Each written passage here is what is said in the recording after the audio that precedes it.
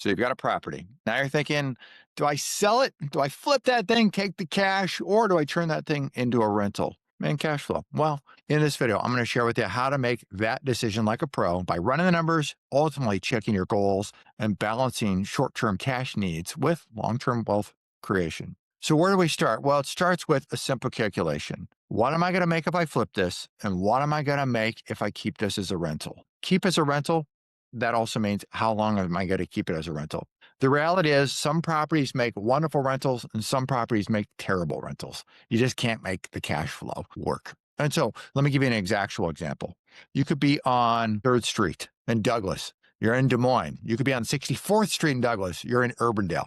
Well, it doesn't seem like a big deal, but there is a material difference. One is you can typically get more money for a rental property in Urbandale. Different school district, whole bunch of differences as it relates to coming into the municipality. So your rent rate's higher. And then what else? Well, your taxes are lower. Your tax rate is actually lower in the city of Urbandale than the city of Des Moines.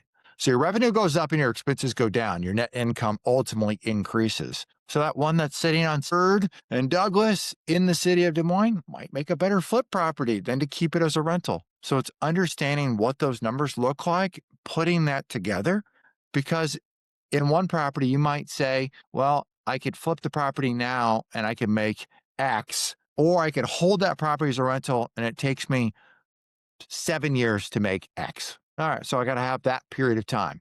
Or maybe you're in Des Moines. It's not 7 years, it's 13 years. Well, that may help shape your decision to move on. That also gives thought to, what are my actual needs? For a lot of people, they're fixing and flipping property. They're stacking cash. They want to do another deal and another one.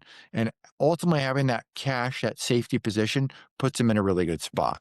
Some other folks don't need any more cash, meaning they've got extra liquidity, really can go to working, stacking rentals, taking that depreciation. And so that is a better strategy for them. Speaking of that depreciation, don't ignore the tax implications. You're flipping, it's ordinary income.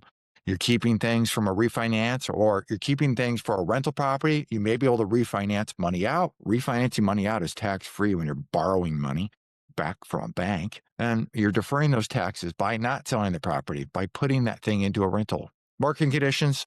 Sometimes the markets do certain things, lend themselves to stacking rentals, lend themselves to flipping a little better. All of this can all sound good. It can all lay out on a spreadsheet to make a logical decision. But at some point, you got to take a reality check of what's an emotional decision. Some people don't want to have to deal with people, tenants, termites. Don't want to deal with the property management. There's nothing wrong with you not wanting to do something. So don't do it. So give thought to exactly who you are, exactly what it is that you're going to be comfortable with, what it is that you're excellent at, and stay in your lane.